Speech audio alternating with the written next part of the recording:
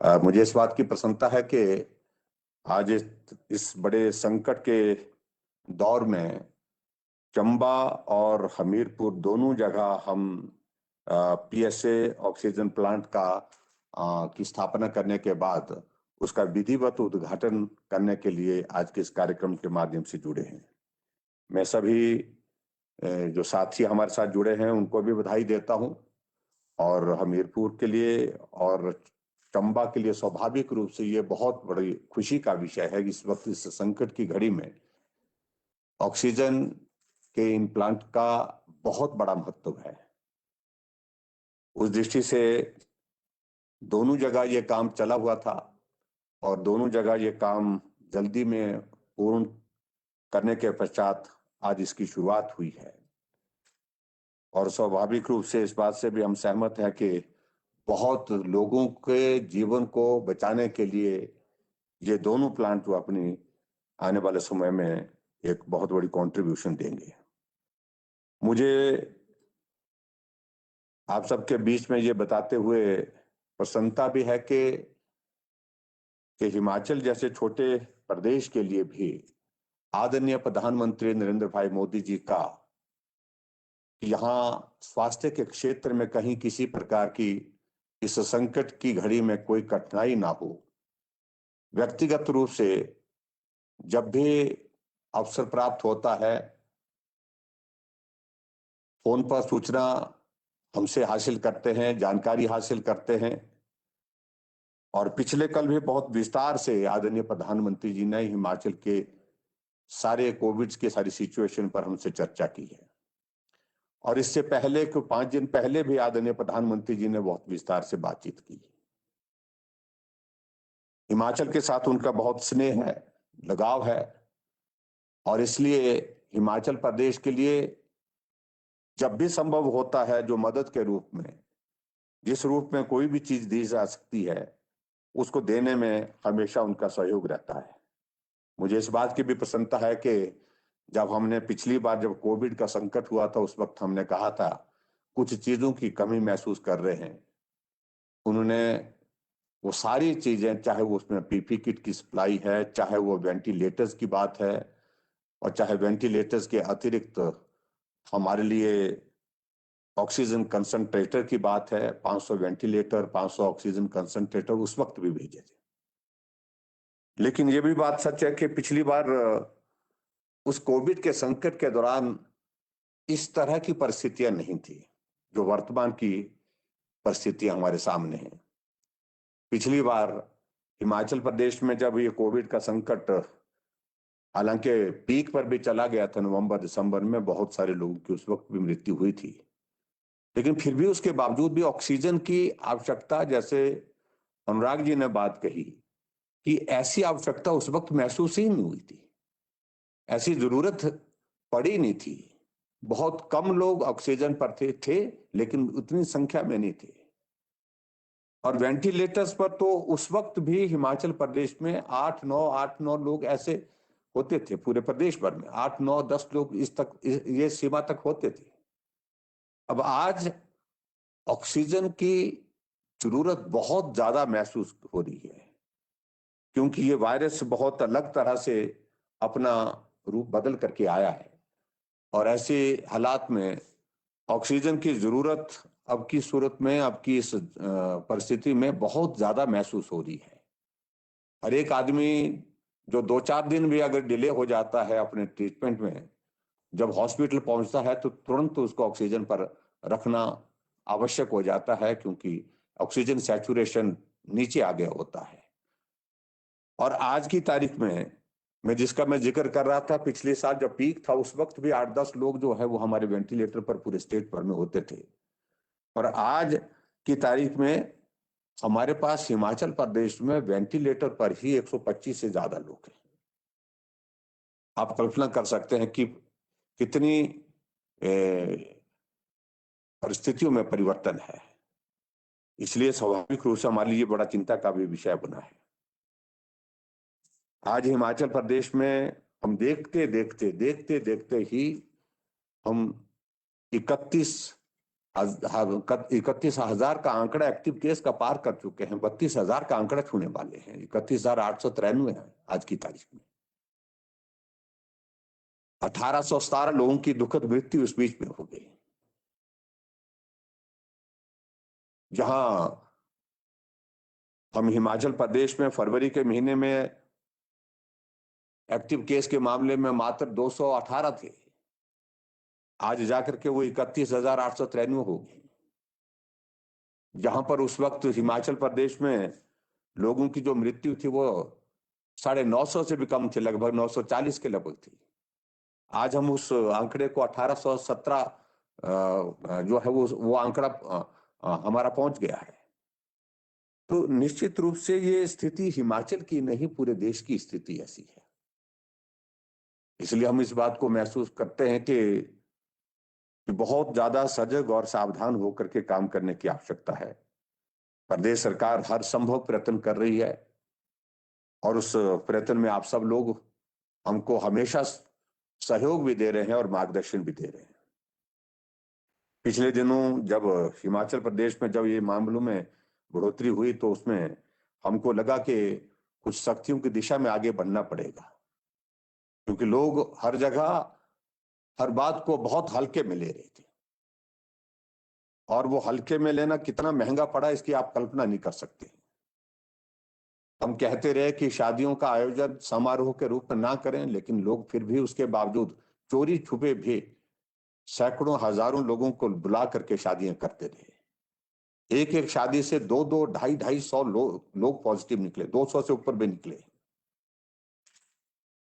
150-150 निकले। और इनके इन सारी चीजों के कारण बहुत बड़ा नुकसान भी हुआ है। और अब इस बात से भी सहमत हैं कि आज की तारीख में बड़ी संख्या में हिमाचल के जो लोग दूसरे प्रांत में हैं वो हिमाचल वापिस आए हैं और अभी भी आ रहे हैं। और जो आ रहे हैं वहां पर तो हालात हमारी ये सिचुएशन है, जो दिल्ली से आ रहे हैं, दूसरे प्रांत पंजाब से आ रहे हैं, दूसरे प्रदेशों से आ रहे हैं, उनका संक्रमण का जो प्रतिशत जो है वो तो बहुत बहुत ज्यादा है। 50% से ऊपर जा रहा है कुछ जगह। तो जो लोग आ रहे हैं उनमें से 50% से ज्यादा जो लोग हैं वो संक्रमित होकर के आ रहे हैं और इस कारण से संक्रमण बहुत तेजी से फैला और सब जगह फैला। अभी हमको 7 तारीख से हमने कुछ रिस्ट्रिक्शन हिमाचल प्रदेश में लागू की थी और विशेष तौर से केंद्रीय नेतृत्व को जो केंद्रीय नेतृत्व ने जो हमें अपना मार्गदर्शन दिया, कहा कि लाइवलीहुड पर इम्पैक्ट नहीं आना चाहिए रिस्ट्रिक्शंस का। और उसके बाद दूसरी बात यह है कि लॉकडाउन जैसी स्थिति भी हमारे सामने हमको नहीं करनी है।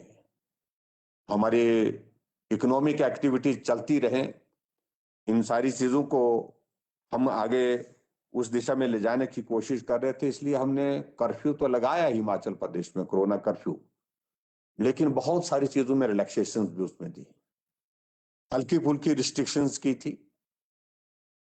लेकिन फिर हमको लगा कि ये काफी नहीं है। समाज ने भी मन बना लिया था कि अब इस संकट के क्षण में छोटी रिस्ट्रिक्शन से लोग ना मानने वाले हैं, ना सुनने वाले हैं, ना ही ये संक्रमण रुकने वाला है। इस हालात में हमको और रिस्ट्रिक्शन लगानी चाहिए। सभी जगह से डिप्टी कमिश्नर से 2 बार 3 बार हमारा वीडियो कॉन्फ्रेंस के माध्यम से बहुत विस्तार से चर्चा हुई। अपने जो हमारे राजनीतिक क्षेत्र में सभी, चाहे हमारे कैबिनेट के कुलीग हैं, विधायक हैं, सब लोगों ने हमको सुझाव के रूप में बात कही कि हमको और रिस्ट्रिक्शन लगानी चाहिए। लोगों का मन बना हुआ है और इसलिए पिछले कल हम बैठ करके हमने जब चर्चा की और चर्चा के बाद आदरणीय प्रधानमंत्री जी से भी इस बारे में विस्तार से हमने बातचीत की कि हम चाह रहे हैं कि हिमाचल प्रदेश में कुछ और रिस्ट्रिक्शन के साथ हमको आगे बढ़ना चाहिए। आदरणीय प्रधानमंत्री जी ने हमें उस दृष्टि से आगे बढ़ने के लिए कहा और हमने निर्णय लिया कि हिमाचल प्रदेश में अब जो रिस्ट्रिक्शन में थोड़ी बहुत कुछ हमने थोड़ी रिलैक्सेशन दी थी, उसमें और ज्यादा उसमें बढ़ोतरी करते हुए इसमें हमने पब्लिक ट्रांसपोर्ट बंद कर दिए, प्राइवेट ट्रांसपोर्ट पर भी रिस्ट्रिक्शंस लगाई, जो दुकानें जो एसेंशियल कम्युनिटीज की थी, जो हमने खुली रखी थी, वो भी हमने अब 3 घंटे के लिए उसका जो है समय निर्धारित किया है। सारे डिप्टी कमिश्नर उसको नोटिफाई करेंगे अपने अपने जिले में कौन सा समय उनको सुविधा के हिसाब से लगता है, लेकिन समय निर्धारित होगा, 3 घंटे का ही होगा। और इसके अतिरिक्त और भी कुछ चीजों को लेकर के हमने उसमें चीजें आगे की है। और मैं उम्मीद करता हूं कि कल सुबह से वो सारी रिस्ट्रिक्शन उस तरह से जो है लागू हो जाएंगी और उसका निश्चित रूप से जो है वो एक असर दिखेगा। और मैं इस बात से सहमत हूं कि संक्रमण रोकना एक काम है और उसके लिए रिस्ट्रिक्शन के सिवाय दूसरा कोई चारा नहीं है। सख्ती और ज्यादा सख्ती, यही एकमात्र रास्ता है। बार बार समाज के सामने हमने अपनी बात कहते हुए आग्रह किया और समाज का सहयोग भी पहले मिला है, काफी मिला है, अभी भी सहयोग की हम बहुत बड़ी उम्मीद करते हैं। लेकिन ये भी बात सत्य है कि समाज के बीच में कुछ लोग इन सारी चीजों को अलग तरह से देखते हैं, अलग तरह से सोचते हैं। उस बारे में मुझे ज्यादा कुछ कहने की आवश्यकता नहीं, आप सारी बातों को समझ सकते हैं। लेकिन फिर भी हमने ये तय किया है कि संक्रमण रोकने के लिए ये जो रिस्ट्रिक्शंस हमने अभी लगाई है, ये कायम रहेंगी जब तक हम इस पर पूरी तरह से नियंत्रण नहीं लेते। दूसरा, उसके बाद जो हमारे पास पेशेंट होम आइसोलेशन में है चाहे हॉस्पिटल में है, आज की तारीख में हमारे पास जो पेशेंट है लगभग जिनका एडमिशन हॉस्पिटल में है, जो ट्रीटमेंट के लिए काफी गंभीर परिस्थिति में से अपने जिंदगी के इस दौर में से गुजर रहे हैं, वो लगभग 2,500 के लगभग है, जो काफी जिनको ऑक्सीजन पर हैं, हॉस्पिटल में एडमिट है। लेकिन बहुत बड़ी संख्या हमारी हिमाचल प्रदेश में अभी भी होम आइसोलेशन में है। और होम आइसोलेशन में जितनी भी हमारी ओर से संभव हो पा रहा है, चाहे वो हमारे आशा वर्कर्स हैं, चाहे हेल्थ केयर वर्कर्स हैं, चाहे हमारे इलेक्टेड रिप्रेजेंटेटिव है पंचायती राज संस्थाओं के, सभी से हमने आग्रह किया है कि जिस रूप में भी आप मदद कर सकते हैं उन लोगों को मदद करें। और हम कर रहे हैं, करने की कोशिश भी कर रहे हैं और हमारे लोग वहां पर जा रहे हैं। लेकिन और ज्यादा मुझे लगता है कि उनकी सेवा करने की और उनकी मदद करने की आवश्यकता है, ताकि हम वहां उनको होम आइसोलेशन में ही उनको स्वस्थ कर लें, वो ठीक हो जाएं और हॉस्पिटल आने की आवश्यकता ना पड़े। उस दृष्टि से जो ऑक्सीजन की जो बात है, ऑक्सीजन के हमारे 6 प्लांट जो हमको सैंक्शन, 7 प्लांट जो सैंक्शन हुए थे उसमें से हमने 6 उसमें फंक्शनल कर दिए हैं। सिर्फ टांडा का एक इशू है, मुझे लगता है कि बहुत जल्दी उसको पूरा कर देंगे। और आज मुझे इस बात की खुशी है हमीरपुर का और चंबा का, ये दोनों प्लांट जो है, मैं चंबा भी कुछ दिन पहले जाकर के आया था और चंबा जाकर के वहां विजिट भी करके आया था उस साइट पर जहां ये प्लांट लग रहा था, जहां ये बनाया गया है। वहां जो टेक्निकली कुछ चीजों को लेकर के कुछ चर्चा भी हुई, थोड़ी कमी रह गई थी उस वक्त, लेकिन मुझे इस बात की खुशी है कि बहुत जल्दी वहां पर जो है वो इसको हमारे लोगों ने उसको तैयार करके दिया है। और निश्चित रूप से चंबा के लिए ऑक्सीजन की बहुत बड़ी दिक्कत आती थी, मंडी से सप्लाई होती थी और बहुत बड़ा वक्त जो है उसमें ऑक्सीजन के सिलेंडर का वो जो है वो ट्रैवलिंग में जाता था। तो ऐसे में मुझे लगता है कि निश्चित रूप से चंबा में ये ऑक्सीजन का प्लांट जहां 400 एलपीएम जो है वो ऑक्सीजन बन करके जो तैयार होगी इसमें, उससे बहुत बड़ी राहत चंबा के लोगों के लिए हो, क्योंकि दूर है, सफर बहुत लंबा करना पड़ता है वहां पर, जो अगर ट्रैवल करना है तो वहां ऑक्सीजन पहुंचाने के लिए। और उसी तरह से हमीरपुर में मुझे इस बात की खुशी है कि हमीरपुर के में भी इन दिनों में हम देख रहे हैं कि काफी बड़ी संख्या में कोविड के केसेस में बढ़ोतरी हुई है और वहां पर भी जो ये हमारा पीएसए प्लांट आज फंक्शनल हो गया और वहां पर भी इससे बहुत बड़ी राहत होगी। हमने हिमाचल प्रदेश में 4-5 जगह कैपेसिटी को बढ़ाने के लिए, बेड कैपेसिटी को बढ़ाने के लिए योजना बनाई है, जिसमें जहां कांगड़ा जिला में जो सबसे बड़ा जिला है और सबसे बड़े जिले के परौर में जो राधा स्वामी सत्संग है, वहां पर उस स्थान पर बड़ी कैपेसिटी का वहां पर प्लान किया है हमने, और उसमें 250 बेड अभी मुझे लगता है कि 3-4 दिन के अंदर अंदर जो है वो बन करके तैयार होंगे। और फर्दर उसमें जो है 250 बेड और 500 बेड का, हालांकि हम उसकी कैपेसिटी तो हम 5000 तक वहां पर जो बताया गया कि 5000 तक हम जा सकते हैं, अगर बहुत ज्यादा ऐसा संकट आया तो उसमें बढ़ाने की स्थिति में हो पाएगी। लेकिन बात सिर्फ हमको एक ही चीज की है कि सबको ऑक्सीजन की सप्लाई करना वो एक चुनौती है। उस दृष्टि से भी हम काम में लगे हैं, जो भी किया जा सकता है।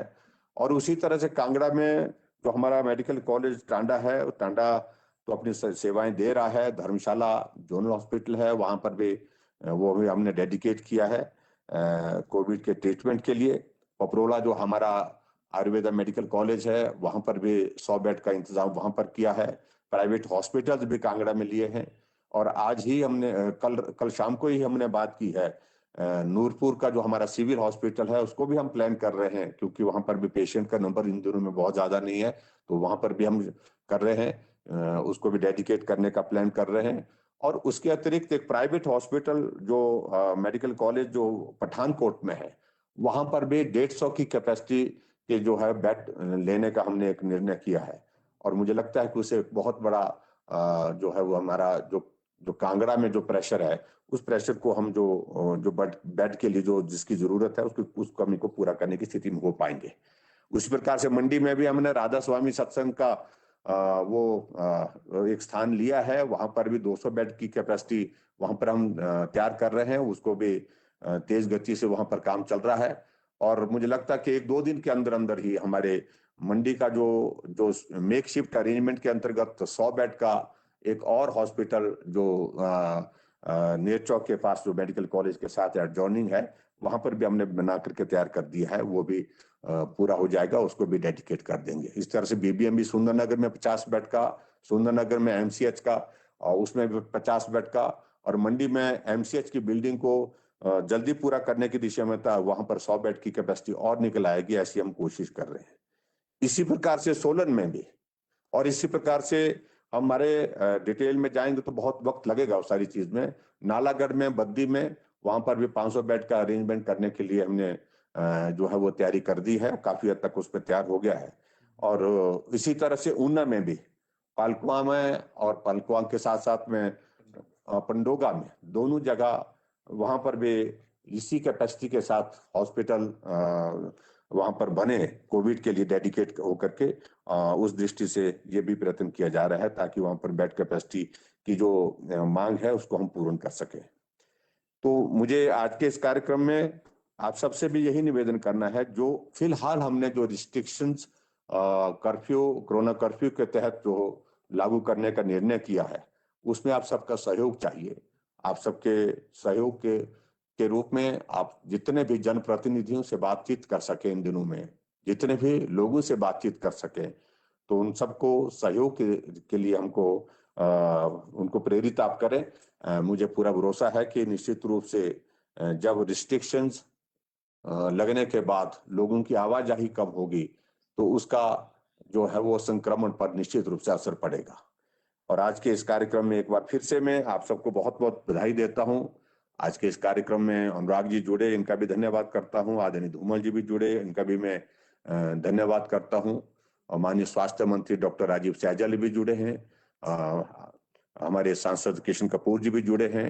माननीय विधायक नरेंद्र ठाकुर जी, पवन नैयर जी, आप सब जुड़े हैं। और हमारे deputy commissioner Chamba, deputy commissioner Hamirpur और स्वास्थ्य विभाग के सभी हमारे कर्मचारी वहां पर जुड़े हैं। सभी बेहतरीन काम कर रहे हैं, पूरी टीम के रूप में काम कर रहे हैं। स्वास्थ्य विभाग के कर्मचारी, डॉक्टर्स, पैरामेडिकल स्टाफ, सब लोग बेहतर ढंग से काम कर रहे हैं और मैं उन सबको साधुवाद देता हूं। और आज के इस कार्यक्रम में ये दो जो हमारे पीएसए प्लांट चंबा और हमीरपुर का जो विधिवत उद्घाटन आज के इसमें किया, जो उसकी ऐसी घड़ी में उसकी जो बहुत बड़ी आवश्यकता थी, उस आवश्यकता को पूरा करने की दृष्टि से एक बहुत बड़ी पहल हुई है। इसके लिए भी मैं सभी को बहुत बहुत बधाई देता हूं। एक बार फिर से आज के इस कार्यक्रम में सबका जुड़ने का हृदय से आभार, बहुत बहुत धन्यवाद। नमस्कार, जय हिंद।